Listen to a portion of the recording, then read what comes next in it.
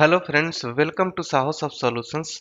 दोस्तों, जैसा कि इस सीरीज के पिछले वीडियो में हमने ये देखा कि एंगुलर एप्लीकेशन का बूटिंग प्रोसेस क्या होता है। उसको हमने अच्छे से बहुत ही डीपली स्टेप बाय स्टेप देखा।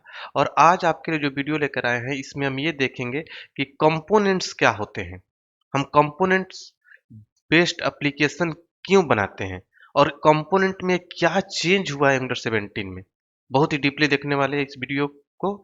और आप इस वीडियो को बिना स्किप किए स्टेप बाय स्टेप देखिए, क्योंकि ये वीडियो बहुत ही ज़्यादा इम्पोर्टेंट है। क्योंकि कंपोनेंट को लेकर एंगुलर 17 में बहुत ही मेजर चेंज आ गया है, क्योंकि अब सारे कंपोनेंट स्टैंड अलोन बनने वाले हैं। तो हम इसको डीपली देखेंगे कि क्या क्या चेंज हुआ है और कंपोनेंट के जितने भी मेटा डेटा होते हैं उस सबके बारे में हम अलग अलग वीडियो आपको देंगे स्टेप बाय स्टेप, क्योंकि आज से आपका प्रैक्टिकल स्टार्ट होने जा रहा है इस सीरीज में। मतलब कि पहला चैप्टर स्टार्ट हो रहा है। तो अच्छे से फॉलो करिए और सारे वीडियो को अच्छे से देखिए। तो चलिए स्टार्ट करते हैं इस वीडियो ट्यूटोरियल को। और सबसे पहले मैं आप लोगों से रिक्वेस्ट करना चाहूँगा कि अगर अभी तक आपने इस चैनल को सब्सक्राइब नहीं किया है तो काइंडली आप इसे सब्सक्राइब कर लें और बेल की आइकन को क्लिक कर लें, ताकि जैसे ही मैं कोई नया वीडियो डालूँ तुरंत आपको नोटिफिकेशन मिले। तो देखिए, कंपोनेंट क्या होता है। Components are the most basic user interface building block of an Angular application. Component जो होता है एक मेन बिल्डिंग ब्लॉक में आता है। किसी भी एंगुलर एप्लीकेशन के लिए मेन बिल्डिंग ब्लॉक में आता है कंपोनेंट। मतलब कि बिना कंपोनेंट का हम कोई भी एंगुलर का एप्लीकेशन डेवलप नहीं कर सकते हैं। एटलीस्ट एक कंपोनेंट होगा ही होगा। इसीलिए जब भी हम कोई भी एंगुलर में प्रोजेक्ट क्रिएट करते हैं, एप्लीकेशन क्रिएट करते हैं, तो अपने आप एक कंपोनेंट क्रिएट होके आता है जिसका नाम होता है ऐप कंपोनेंट, जो कि रूट कंपोनेंट कहलाता है। ठीक है। तो एटलीस्ट देखिए, आपके प्रोजेक्ट में तो ऐसे हजारों कंपोनेंट बनेंगे, tree of angular components create किए जाएंगे अगर आपके एंगुलर एप्लीकेशन के अंदर। लेकिन एटलीस्ट एक होना जरूरी है। बिना कंपोनेंट का कोई एंगुलर का एप्लीकेशन डेवलप नहीं किया जा सकता है। तो इसका मतलब ये हुआ कि कंपोनेंट का बहुत ही इंपॉर्टेंट रोल होता है एंगुलर एप्लीकेशन के लिए। क्योंकि एंगुलर में हम जो एप्लीकेशन डेवलप करते हैं वो होता है single page application. Single page application कहने का मतलब हुआ कि एक ही पेज होगा, वो होगा index dot H T M L. और बाकी सारे कंपोनेंट ही क्रिएट किए जाएंगे और सारे कंपोनेंट ही उसी सिंगल पेज एप्लीकेशन पर, मतलब कि सिंगल पेज पर index dot H T M L पर लोड और अनलोड होते रहेंगे। इसको हम स्टेप बाय स्टेप देखेंगे।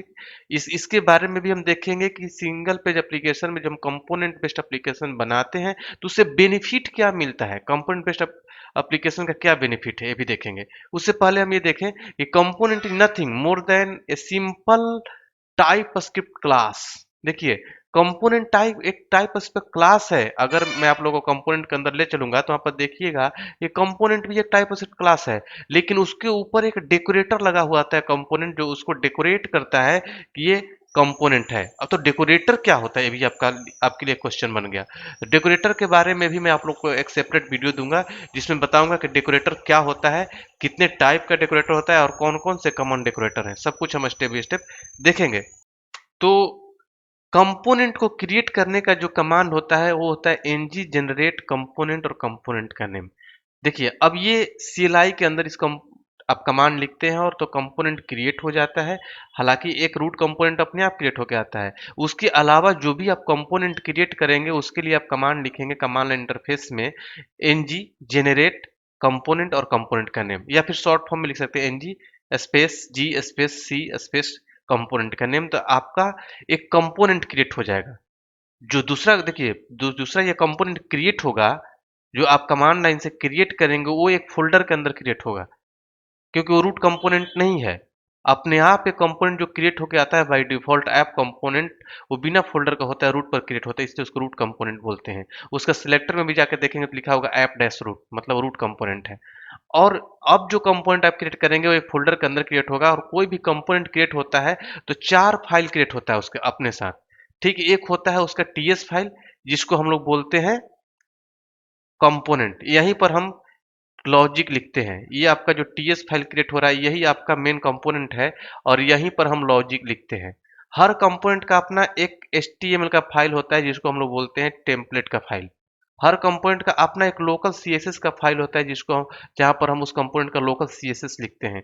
और ये हर कंपोनेंट का एक टेस्टिंग का फाइल क्रिएट होता है spec.ts फाइल, जहां पर यूनिट टेस्टिंग से रिलेटेड कोड लिखे जाते हैं। ठीक है, हालांकि इसको अगर आप डिलीट भी कर देते हैं तो आपके प्रोजेक्ट पर कोई इफेक्ट नहीं पड़ेगा। तो चलिए मैं आप लोगों को प्रोजेक्ट में लिए चलता हूँ और वहाँ पर दिखाता हूँ कंपोनेंट के बारे में बहुत सारी चीज़ें। ठीक है, क्योंकि ये बहुत ही इंपॉर्टेंट हो जाता है जब एंगुलर 17 पढ़ने जाते हैं, क्योंकि अगर आप पुराने वर्जन में काम भी किए होंगे तो एंगुलर 17 के कंपोनेंट और पुराने वर्जन के कंपोनेंट में बहुत ज़्यादा डिफरेंस है। ठीक है, इस कंपोनेंट को सिलेक्टर से डायरेक्टली लोड नहीं कर सकते, तो उसको कैसे लोड करेंगे, ये सब भी हम आज के क्लास में, आज के वीडियो में देखेंगे। अगर आपको बहुत ही ज़्यादा डीपली नॉलेज चाहिए, कॉर्पोरेट वर्क नॉलेज चाहिए, तो आप हमारा ऑनलाइन क्लास ज्वाइन कर सकते हैं। ऑनलाइन क्लास ज्वाइन करने के लिए इस वीडियो के डिस्क्रिप्शन बॉक्स में जाइए, हमारे वेबसाइट का लिंक अवेलेबल है, मोबाइल नंबर अवेलेबल है, कॉल करिए और वेबसाइट पर विजिट करिए, अपना बैच चूज करिए और एनरोल करिए। तो चलिए आगे देखते हैं, प्रोजेक्ट की तरफ चलते हैं। तो ये है आपका प्रोजेक्ट जो बाय डिफॉल्ट कंपोनेंट क्रिएट होके आता है, वो है ये app component dot T S file. ठीक है, तो यहाँ पर अगर आप देखते हैं तो यहाँ पर दो मेटा डेटा अलग से ऐड किए गए हैं, पुराने वर्जन के कंपोनेंट और इस कंपोनेंट में आपको एक डिफरेंस दिखेगा। अगर आप एंगुलर 16 तक कोई कंपोनेंट आपने देखा होगा तो वहां पर ये दोनों स्टैंड अलोन ट्रू और इम्पोर्ट दो मेटा डेटा नहीं हुआ करता था। ठीक है, केवल ये तीन मेटा डेटा दिखते थे। ये हालांकि इसमें और भी बहुत सारा मेटा डेटा बताने वाला हूँ, बहुत लोगों को आइडिया नहीं होता है कि कौन कौन से मेटा डेटा और भी होते हैं, बहुत सारे लोग इन्हीं तीन मेटा डेटा से काम चलाते हैं, लेकिन मैं देखिएगा इसमें बहुत सारा मेटा डेटा पढ़ाऊंगा। ठीक है, तो ये दो चेंज हो गया है क्योंकि अब ये कंपोनेंट जो क्रिएट होते हैं, इसके अलावा जो भी मैं कंपोनेंट क्रिएट भी करूंगा देखिएगा उसमें भी ये दोनों ये मेटा डेटा आएंगे। तो इस मेटा डेटा का क्या काम है कि ये स्टैंड अलोन ट्रू, मतलब ये कंपोनेंट स्टैंड अलोन हो गया है, मतलब ये किसी मॉड्यूल का पार्ट नहीं है। आप देखेंगे तो यहाँ पर रूट पर कोई मॉड्यूल का फाइल नहीं है।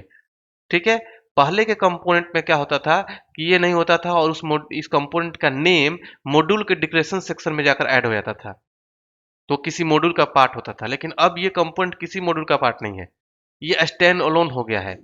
ठीक है, अब एक इंपोर्ट नाम का भी मेटा डेटा ऐड किया गया है, जहां पर आप मॉड्यूल वगैरह इंपोर्ट करेंगे, जैसे राउटर आउटलेट ऐड हो गया है। अगर आप अलग से भी कोई एचटीटीपी क्लाइंट मॉड्यूल हो गया, ये सब यहीं पर इंपोर्ट करेंगे। तो ये स्टैंड अलोन होने से क्या बेनिफिट होता है, ये भी थोड़ा सा समझिए। देखिए, होता क्या था पहले कि हम कंपोनेंट कोई भी क्रिएट करते थे तो किसी न किसी मॉड्यूल का पार्ट हुआ करता था। ठीक है, अभी भी एंगुलर 16 तक होता है। तो वहां पर इस कंपोनेंट का नेम जाकर इंपोर्ट होता था, डिक्लेरेशन सेक्शन के अंदर ऐड होता था और उसका पाथ इंपोर्ट हो जाता था। ठीक है, जिसके चलते होता क्या था कि जैसे ही कोई आपके एप्लीकेशन को हीट करता था तो उस कंपोनेंट, तो सारे कंपोनेंट उसी टाइम लोड हो जाते थे, क्योंकि आपका वहां पर बूटिंग प्रोसेस में क्या था कि पहले मॉड्यूल लोड होता था, लेकिन मॉड्यूल लोड होने से पहले उसके अंदर जितने भी कंपोनेंट सर्विस इंपोर्ट होते थे वो सब पहले लोड हो जाते थे।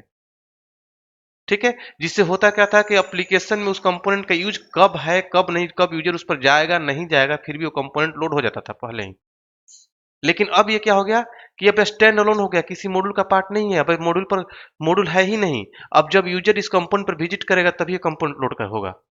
स्टैंड अलोन होने से ये फायदा हो गया। दूसरा फायदा ये हो गया कि इंपोर्ट का सेक्शन ये पहले मॉड्यूल में हुआ करता था, कि किसी मॉड्यूल को हम उसके अंदर इंपोर्ट करते थे।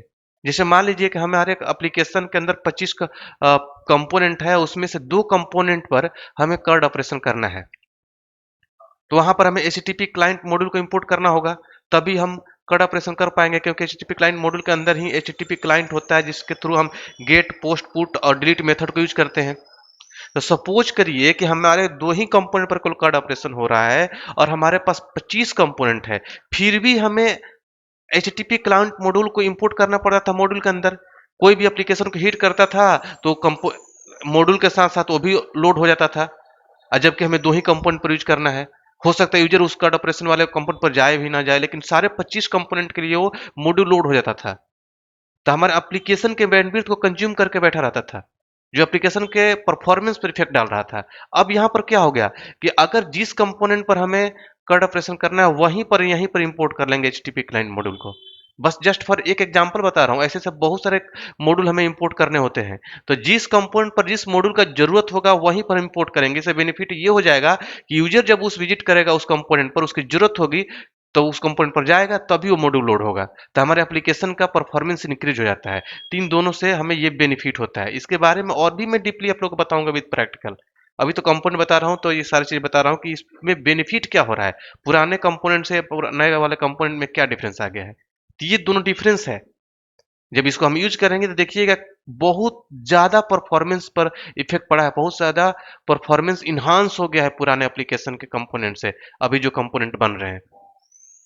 तो इस सब को यूज करना थोड़ा सा टफ हो जाता है, पुराने में जो प्रैक्टिस होगा पुराने कंपोनेंट को यूज करते आ रहे हैं तो इसमें और उसमें बहुत ज़्यादा डिफरेंस आ गया है। तो कोई दिक्कत नहीं है, अब सब कुछ हम स्टेप बाय स्टेप देखेंगे। ठीक है। अब यहाँ पर देखिए हर कंपोनेंट का एक सिलेक्टर होता है। देखिए अब जैसे मान लीजिए कि मैं एक कंपोनेंट दूसरा क्रिएट करता हूँ, तो कंपोनेंट जैसे ही देखिए ये कंपोनेंट तो रूट पर क्रिएट हुआ है, देखिए किसी फ़ोल्डर के अंदर नहीं है, लेकिन मैं दूसरा कंपोनेंट जैसे ही क्रिएट करूँगा एनजी जनरेट कंपोनेंट और कंपोनेंट नाम मान लिया हमने एम्प्लॉयी दे दिया और जैसे इंटर हिट करूँगा तो देखिएगा कि एम्प्लॉयी नाम से एक फ़ोल्डर बनेगा और उसके अंदर 4 फाइल क्रिएट होंगे। देखिए 4 फाइलें क्रिएट हुआ, एम्प्लॉयी नाम का फ़ोल्डर बना और इसके अंदर 4 फ़ोल्डर क्रिएट हुआ। तो ये कंपोनेंट का भी अपना सिलेक्टर है, इसके अंदर भी देखिए इम्पोर्ट और स्टैंड अलोन है। ठीक है। और इसके स्ट्रीम पे लिखा हुआ एम्प्लॉय वर्स, यहाँ पर मान लीजिए हमने लिख दिया H1 और एम्प्लॉय कंपोनेंट लिख दिया। सपोज करिए एम्प्लॉय कंपोनेंट सेव कर लिया। तो अगर हम रन कराते हैं, इसको रन कराने के बाद चलते हैं ब्राउज़र पर, हमने देख यहाँ पर हमने रन करा रखा है। अगर ब्राउज़र पर जाते हैं तो देखिएगा कि ये कंपोनेंट अभी लोड नहीं हुआ, केवल हमारा यही कंपोनेंट लोड होगा क्योंकि हमारा इस कंपोनेंट का सिलेक्टर index.html पर रखा हुआ है, लेकिन एम्प्लॉय कंपोनेंट का सिलेक्टर कहीं नहीं रखा हुआ है, जिसके चलते अभी ये लोड नहीं होगा। तो इसका सिलेक्टर हम रखेंगे कहीं पर तभी ये कंपोनेंट लोड होगा। ये अभी स्टैटिक लोड करेंगे हम। जब हम राउटिंग पढ़ेंगे तो वहां पर मैं आप लोग बताऊंगा किसी कंपोनेंट को डायनेमिकली कैसे लोड करते हैं। ठीक है, किसी लिंक पर क्लिक करके किसी कंपोनेंट को ऐसे लोड करते हैं और कहाँ लोड होता है, वो सब कुछ आगे हम स्टेप बाय स्टेप देखेंगे। अभी फिलहाल मान लीजिए एम्प्लॉय कंपोनेंट लोड करना है, चलिए मैं अपने ब्राउजर पर लेकर चलता हूँ। देखिए यहाँ पर ऐप कंपोनेंट लोड हो गया, लेकिन यहाँ पर एम्प्लॉय कंपोनेंट कहीं नहीं लिखा हुआ आ रहा है। लेकिन जैसे ही मैं यहाँ पर चलता हूँ और यहाँ पर मैं देख लेता हूँ कि कोई स्टाइल वगैरह नहीं लगा, नहीं सबको हटाता हूँ, ये सब बाद में हम आप लोग एग्जाम्पल करने के लिए सब लगा दिया था स्टाइल वगैरह। यहाँ पर भी देखिए स्टाइल लगा दिया है ब्लू, इसलिए ब्लू दिख रहा है। अभी सबको हटाता हूँ, सब कुछ स्टेप बाय स्टेप आगे देखेंगे। अभी फिलहाल देखिए केवल हमारा रिफ्रेश करने के बाद यही कंपोनेंट लोड हो रहा है। लेकिन जैसे ही मैं यहाँ पर आता हूँ और एम्प्लॉय कंपोनेंट का सिलेक्टर रखता हूँ, इसको मैंने कॉपी किया, कॉपी करके और ऐप कंपोनेंट के अंदर देखिए अब इस सिलेक्टर को हम index.html पर नहीं रखेंगे, क्योंकि ये रूट कंपोनेंट है और एक ही कंपोनेंट का सिलेक्टर हम रखते हैं index.html पर। अब इस कंपोनेंट को रूट मानते हुए हम बाकी सारे कंपोनेंट को लोड करेंगे। ठीक है। तो अब यहाँ पर हम किसी दूसरे कंपोनेंट का नेम रख सकते हैं, चाहे एक कंपोनेंट रखिए चाहे ज्यादा कंपोनेंट रखिए, क्योंकि अब ये जाकर index.html पर लोड होगा और यहाँ पर जो सिलेक्टर रख दीजिएगा वो इसके अंदर लोड हो जाएगा। लेकिन इतना लिखने से केवल लोड नहीं हो जाएगा। अभी तक आप लोग एंगुलर 16 तक यही देखते आ रहे थे कि बस यहाँ पर आपने सिलेक्टर रख दिया और आपका कंपोनेंट जाकर लोड हो जाएगा ऐप कंपोनेंट पर। देखिए अब एरर आ गया है, नहीं लोड होगा, क्योंकि ये किसी मॉड्यूल का पार्ट नहीं है, कहीं भी इंपोर्ट नहीं किया गया इसको। ठीक है, अगर ब्राउजर पर भी जाएंगे तो एरर आएगा, देखिए एरर आ गया है, नहीं लोड हो रहा है ये कंपोनेंट। तो इसके लिए आपको क्या करना पड़ेगा कि इस कंपोनेंट का नेम ये सब कुछ अच्छे से नोट करते चलिएगा, बहुत इंपॉर्टेंट चीज आप लोग को बता रहा हूँ। तो इस कंपोनेंट का नेम आप लेंगे यहाँ से और जहां पर इसको लोड कर रहे हैं देखिए कितना बेनिफिट है, जहां इसको यूज है वहीं पर ये लोड होगा। ये ऐसा नहीं कि हम पहले से मॉड्यूल के डिक्लेरेशन सेक्शन के अंदर रख रहे हैं और ये कंपोनेंट पहले से ही लोडेड है, इसको यूज करिए ना करिए। अब ये कंपोनेंट यूज होने जा रहा है, इसलिए इस कंपोनेंट को हम कहाँ यूज कर रहे हैं, ऐप कंपोनेंट। तो ऐप कंपोनेंट के अंदर यहाँ पर इंपोर्ट कर लेंगे। देखिए यहाँ पर इंपोर्ट कर लेंगे और इसके बाद यहाँ पर इंपोर्ट कर लेंगे, तब ये कंपोनेंट लोड होगा। जहां पर इसका इंपोर्ट मिलेगा वहीं पर लोड हो जाएगा। ये इंपोर्ट पहले क्या होता था, मिल जाता था मॉड्यूल के अंदर ही वहीं लोड हो जाता था। अब देखिए ये कंपोनेंट आपका दिखने लगेगा, देखिए देखिए यहाँ पर। ठीक है, तो इस तरीके से आप यूज करते हैं। अगला चीज ये आपका कंपोनेंट यहाँ पर लोड हो गया। अब अगला चीज देखिए, ये तो आई थिंक आप लोगों को समझ में आ गया होगा किसी दूसरे कंपोनेंट को किसी दूसरे कंपोनेंट के अंदर कैसे लोड करते हैं, कैसे इंपोर्ट करते हैं और इससे बेनिफिट क्या हो रहा है। बेनिफिट ये हो रहा है हमारा परफॉर्मेंस इनहांस हो रहा है, मॉड्यूल के अंदर नहीं रख रहे हैं। मॉड्यूल पर अंदर रखने समय दिक्कत क्या हो रहा था कि वो पहले से ही लोड हो जाता था। अब देखिए अब यहाँ पर आपका ये कंपोनेंट लोड हो गया है और जो आपके ब्राउज़र पर दिख रहा है। तो अब मान लीजिए कि हमें होम पेज बनाना है, ठीक है? तो हम होम पेज के अंदर देखिए अब मैं यहाँ पर एक चीज़ आपको बताना चाह रहा हूँ कि हम कंपोनेंट बेस्ड एप्लीकेशन क्यों बनाते हैं? क्या बेनिफिट होता है? तो कंपोनेंट बेस्ड एप्लीकेशन बनाने से हमें ये बेनिफिट होता है कि हम उसको रीयूज कर सकते हैं। जैसे मान लीजिए कि हमारा एक होम पेज बन गया सपोज करिए, तो होम पेज में क्या होता है, एक हेडर होता है, एक फुटर होता है, बीच में बॉडी होता है, इधर लेफ्ट मान लीजिए कोई मेनू बन गया, इधर कोई पॉपअप चल रहा है, कुछ भी स्लाइडर वगैरह, तो हम ये सपोज करिए कि कंपोनेंट बेस्ड एप्लीकेशन नहीं बनाया है, तो हम एक ही पेज पर सब कुछ कर सकते हैं। ठीक है। सपोज करिए कि अब हम एक पेज बना लिया होम पेज, और ऐसा ही फुटर हमें और 25 पेजेज पर चाहिए, तो हमें इस फुटर को कॉपी पेस्ट करना पड़ेगा। ठीक है। तो कितना डुप्लीकेट कोड बन जाएगा। ठीक है। और कोई प्रॉब्लम आता है तो ऐसे ही सारे कंपोनेंट पर जहां जहां ये फुटर यूज किया हम वहां वहां हमें सारे पेज पर हमें चेंज करना पड़ेगा। अगर हम कंपोनेंट बना लेते हैं हर चीज का, फुट हेडर का अलग कंपोनेंट बना लिया हमने, फुटर का अलग कंपोनेंट बना दिया, बॉडी का अलग कंपोनेंट बना दिया, इधर से हमने मेनू बनाया उसका अलग कंपोनेंट बना लिया, इधर पॉपअप बनाया उसका अलग कंपोनेंट बना लिया, और सबका सेलेक्टर जिस तरीके से हमने इंप्लॉय का सेलेक्टर रखा है यहाँ पर ऐप कंपोनेंट पर, उस तरीके से सेलेक्टर रख लिया हमने। ऊपर में हेडर का, नीचे में फुटर का, बीच में बॉडी का, इधर राइट हैंड साइड में मेनू का, लेफ्ट हैंड साइड में पॉपअप का। जैसे ही रन करेंगे तो ऐप कंपोनेंट इंडेक्स पर जाकर लोड होगा, और ऐप कंपोनेंट के अंदर सारे सेलेक्टर लोड होंगे, जिसके चलते हमारा होम पेज रेडी हो जाएगा। तो अब बेनिफिट क्या हुआ। बेनिफिट ये हुआ कि अब इस तरह का अगर फुटर हमें और सारे जगह चाहिए, तो हम इस कोड को कॉपी पेस्ट नहीं करेंगे, बस इस फुटर वाले कंपोनेंट को वहां वहां कॉल कर लेंगे, सिलेक्टर वहां वहां रख देंगे जहां जरूरत होगा। तो बेनिफिट क्या हो गया हमें, कि अब बार बार हमें डुप्लीकेट कोड लिखना नहीं पड़ा, हम इसी एक ही कंपोनेंट यूज करें, रीयूज कर लिए। अब दूसरा बेनिफिट ये भी हो गया कि अगर इसमें कुछ चेंज आया तो हम केवल कंपोनेंट पे चेंज करेंगे, सारी जगह रिफ्लेक्ट कर जाएगा। अगर हम कंपोनेंट बेस्ड एप्लीकेशन बनाते हैं, तो हम किसी भी लिंक पर क्लिक करते हैं तो हमारा कंपोनेंट चेंज हो जाता है, पेज रिफ्रेश भी नहीं होता है। ठीक है। क्योंकि हमारा इंडेक्स डॉट एचटीएमएल हमारा ब्राउजर में, जैसे देखिए, जैसे आप लोग sahosubtech.com पर चलिए, ये अपना ऑफिशियल वेबसाइट है जहां से आप कोर्स वगैरह परचेज करते हैं। ठीक है। यहाँ पर बहुत सारे कोर्स अवेलेबल हैं, इस वेबसाइट पर लिंक डिस्क्रिप्शन बॉक्स में है, जाकर जाकर देख सकते हैं। ये एंगुलर में बना हुआ है। ठीक है। तो अगर ये देखिए, अब यहाँ पर जो ब्लैक कलर का पट्टी दिख रहा है, ये भी एक कंपोनेंट है। ये जो नीचे मेनू दिख रहा है, ये भी अलग अलग कंपोनेंट है सब। ठीक है। यहाँ पर ये दिख रहा है, इस पर क्लिक करते हैं तो ये अलग कंपोनेंट है।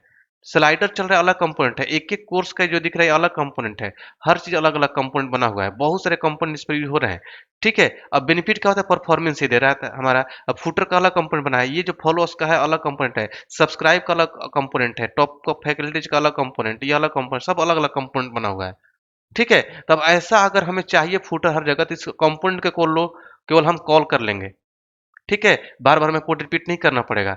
और दूसरा चीज कि हम किसी भी कंपोनेंट पर जाते हैं, ठीक है, हम किसी भी कंपोनेंट पर जा रहे हैं, तो हमारा पेज रिफ्रेश नहीं होगा, बस वो कंपोनेंट रिप्लेस हो जाएगा। जैसे मान लीजिए एंगुलर का एप्लीकेशन, एंगुलर का हमें लाइव क्लास ज्वाइन करना है, वीडियो डिटेल्स पर क्लिक करते हैं, तो देखिए पेज रिफ्रेश नहीं होगा। हम यहाँ पर जैसे ही क्लिक करेंगे, हमारा दूसरा पेज आ गया। ठीक है। बस यूआरएल चेंज हुआ, कंपोनेंट लोड हो गया। तो इस तरीके से हमारे ये चीजें फास्ट काम करते हैं। ठीक है। जैसे आप लोग को यहाँ पर दिखा भी रहा है कि बैच स्टार्ट होने वाला है, तो यहाँ पर इस तरीके से वेबसाइट विजिट कर करके, और यहाँ पर सिलेबस वगैरह डाउनलोड करके सब देख भी सकते हैं। ठीक है। या फिर इनरोल पर जाकर यहाँ से जाके इनरोल कर सकते हैं। ठीक है। क्या क्या ऑफर चल रहा है सब कुछ आपको यहाँ पर दिखने लगेगा। अगला चीज कि कंपोनेंट लोड करने से हमें ये चीजें बेनिफिट में आते हैं कि हम इसको रीयूज कर लेते हैं, हमारा पेज रिफ्रेश नहीं होता है, जिसको हम चेंज करते हैं वही, जिस लिंक पर क्लिक करते हैं केवल वही कंपोनेंट लोड होता है, बाकी सारे कंपोनेंट वैसे ही रह जाते हैं। ठीक है। अब हमने चेंज किया तो ये कंपोनेंट हमारा वैसा ही कि वैसा ही रह गया, बीच में से कंपोनेंट रिप्लेस हो गया, हमारा पेज रिफ्रेश नहीं हुआ। तो ये सारे बेनिफिट होते हैं कंपोनेंट बेस्ड एप्लीकेशन बनाने से। ठीक है। अब आते हैं अगर हम प्रोजेक्ट के अंदर, तो यहाँ पर मैं बता रहा था कि ये हमारा कंपोनेंट क्रिएट हुआ। इसी तरीके से बहुत सारे हम कंपोनेंट क्रिएट करेंगे, और कंपोनेंट क्रिएट करेंगे तो कंपोनेंट के अंदर हर कंपोनेंट का कुछ मेटा डेटा होता है। ठीक है। अगर ऊपर में आप बात करेंगे, कोई भी कंपोनेंट क्रिएट होता है तो हर कंपोनेंट को एक क्लास होता है। जैसे आप यहाँ से डिलीट कर दीजिए, तो ये एक क्लास है। हर कंपोनेंट क्या होता है, एक क्लास होता है। देखिए क्लास ऐप कंपोनेंट, इसके ऊपर एक डेकोरेटर लगा हुआ है, ये एडरेट कंपोनेंट। किसी भी डेकोरेटर को आइडेंटिफाई करने का जो तरीका होता है, एट से स्टार्ट होगा, प्रीफिक्स में एट लगा होगा, और पोस्टफिक्स में पैरेंथेसिस लगा हुआ फंक्शन का, तो डेकोरेटर होता है वो। डेकोरेटर होता है। अगले वीडियो में मैं आप लोग को डेकोरेटर के बारे में बताऊंगा कि डेकोरेटर क्या होता है, कितने टाइप का डेकोरेटर होता है, कॉमन डेकोरेटर कौन कौन से होते हैं। ठीक है। तो ये डेकोरेटर ही इस क्लास को डेकोरेट कर रहा है, ये कंपोनेंट डेकोरेटर इस क्लास को कंपोनेंट बना रहा है। और कंपोनेंट डेकोरेटर के अंदर बहुत सारे मेटा डेटा है, तो हर मेटा डेटा के बारे में मैं स्टेप बाय स्टेप अलग अलग वीडियो दूंगा, और बिल्कुल ही डीपली दूंगा विद प्रैक्टिकल। ठीक है। तो ये कंपोनेंट डेकोरेटर कहाँ से आ रहा है, कोर लाइब्रेरी से। एंगुलर का मेन लाइब्रेरी जो है कोर लाइब्रेरी है, और इस कोर लाइब्रेरी से हमने एक कंपोनेंट इंटरफेस को निकाला और ये कंपोनेंट डेकोरेटर बनाया। ठीक है? उसके बाद कॉमन मॉड्यूल, राउटर, आउटलेट जो यहाँ पर दिख रहा है इंपोर्ट के अंदर, ये सब इंपोर्ट किए गए हैं, सारे लाइब्रेरी हैं और हमने कंपोनेंट को इंपोर्ट किया लोड करने के लिए वो कंपोनेंट है, ये डेकोरेटर है और उसके बाद इसके अंदर के सारे मेटा डेटा को हम आगे समझेंगे। तो ये जब कंपोनेंट लोड होता है तो इस कंपोनेंट के अंदर जो टेम्पलेट वाला होता है उसके अंदर जो एचटीएमएल होता है वही जाकर ब्राउज़र में दिखता है। ठीक है? तो ये आपको डिस्प्ले कराने के लिए कि क्या दिखाना है, कंपोनेंट जब लोड होगा तो क्या दिखेगा, टेम्पलेट यूआरएल के अंदर हम डालते हैं। एक टेम्पलेट भी होता है इनलाइन एचटीएमएल लिखने के लिए, तो वो भी मैं आगे आप लोग को बताऊंगा। ठीक है? तो देखिए स्टेप बाय स्टेप समझिएगा सब कुछ। मैं आप कंपोनेंट के बारे में केवल ओवरव्यू बताया। अगले वीडियो में अब देखिए मैंने इस लाइन को बता दिया ये सब क्या होता है। अगला लाइन में इसके बारे में एक वीडियो दूंगा कि कंपोनेंट डेकोरेटर, इसके लिए पूरा का पूरा डेकोरेटर के बारे में हम समझेंगे कि डेकोरेटर होता क्या है। ठीक है? डेकोरेटर कितने टाइप के होते हैं, कुछ डेकोरेटर का एग्जांपल भी हम करेंगे। उसके बाद हम अगले लाइन पर चलेंगे। मतलब हमारा मोटिव ये है कि एक-एक लाइन का मतलब आपको मैं समझा दूँ। हर लाइन का मतलब क्या है ताकि एक अच्छा आप डेवलपर बन सकें। इससे भी ज़्यादा डीपली और कॉर्पोरेट लेवल करने वाला चाहिए तो आप लाइव क्लास ज्वाइन कर लेंगे तो वहाँ पर और भी डीपली विद प्रोजेक्ट ट्रेनिंग के साथ हर चीज़ एक साथ आपको मिल जाता है। वहाँ पर RXS library, project training, API integration, TypeScript हर चीज़ पढ़ा दिया जाता है लाइव क्लास में। जो कि उसको 3 मंथ का कोर्स होता है, वो करने के बाद कम से कम 3 साल का एक्सपीरियंस वाला नॉलेज आप रखने लगेंगे एंगुलर में। उतना नॉलेज हो जाएगा, कहीं भी इसको करा कर चले जा सकते हैं। क्योंकि हम लोग जो पढ़ाते हैं, हम सब लोग डेवलपर हैं, यहाँ पर कोई फैकल्टी नहीं है। इसीलिए हम लोग ज़्यादा डीपली बताते हैं आप लोग को। हमारी जो टीम है, सभी लोग किसी न किसी एमएनसी से बिलॉन्ग करते हैं और बड़े-बड़े कंपनी में हम लोग डेवलपर हैं। हमारी आर-एन-डी टीम है, तो हम लोग पहले आर-एन-डी करते हैं और वही सब चीज़ आप लोग को वीडियो में और अपने लाइव क्लास में देते हैं। आप लोग देख लीजिए कहीं भी एंगुलर 17 का भी कोई क्लास अवेलेबल नहीं है, ना यूट्यूब पर वीडियो अवेलेबल है और ना ही कोई लाइव क्लास की इंक्वायरी करिए, बोलिए कि हमें एंगुलर 17 पढ़ना है, कोई नहीं पढ़ा रहा है क्योंकि वहाँ पर फैकल्टी होते हैं वो अभी अपग्रेडेड नहीं है। हम लोग डेवलपर हैं तो अपने आप को अपग्रेड करते रहते हैं, इसलिए सब कुछ हम लोग अपने क्लास में पढ़ाते रहते हैं। तो आई होप कि आप लोगों को कंपोनेंट के बारे में कुछ नॉलेज मिला होगा, ठीक है? बहुत कुछ मिला होगा नॉलेज। ये इस वीडियो को यहीं तक रहने देते हैं। अगले वीडियो में कंपोनेंट का ही पार्ट डेकोरेटर के बारे में पढ़ेंगे, ठीक है? उसके बाद अलग-अलग मेटा डेटा के बारे में पढ़ेंगे अलग-अलग वीडियो में, ताकि आप लोग को प्रॉपर नॉलेज मिल सके। एक ही वीडियो में बहुत सब कुछ पढ़ाऊँगा तो वीडियो बहुत ही बड़ा हो जाएगा, लेंदी हो जाएगा। तो चलिए, आई होप कि सब लोग को समझ में आया होगा। फिर भी आपके माइंड में कोई भी कन्फ्यूजन होगा तो हमारे कमेंट बॉक्स में ज़रूर शेयर करिएगा। हम आपके कमेंट का रिप्लाई करेंगे ज़रूर। ठीक है? तो चलिए मिलते हैं अगले वीडियो में, तब तक के लिए थैंक यू सो मच।